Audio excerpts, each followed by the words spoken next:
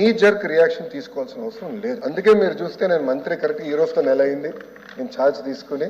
నేను కూడా అధికారులు చెప్పేది ఒకటే, రాబోయే సంవత్సరం ఏం చేయబోతున్నాం రోడ్ మ్యాప్ వేద్దాం, అందరితో చర్చిద్దాం, సంఘాలు అందరినీ కూర్చోబెడదాం, మాట్లాడదాం, వచ్చే సంవత్సరం నుంచి అమలు చేద్దాం. జగన్ లేకపోయేసరికి ఉన్న 15,000 పోయింది, ఇస్తా ఉన్న 15,000 పోయింది. అమ్మఒడి అని పేరు మార్చి దానికి తల్లికి వందనం అని చెప్పి పేరు పెట్టారు, తల్లికి వందనం అని పేరు పెట్టినారు, ఆ తల్లికి శతకోపం పెడతా ఉన్నారు.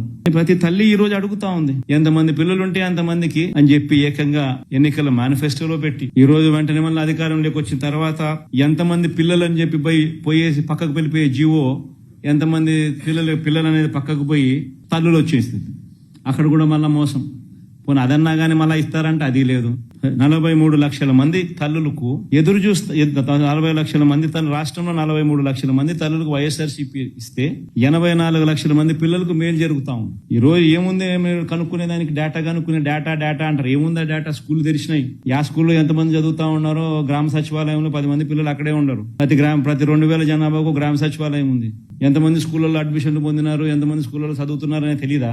డేటా ఎన్రోల్ డేటా 2 నెలలు అయిపోయింది. ఇంకెన్ని రోజులు డేటా? 43 లక్షల మంది తల్లులు, 84 లక్షల మంది పిల్లలు. ఇది డేటా.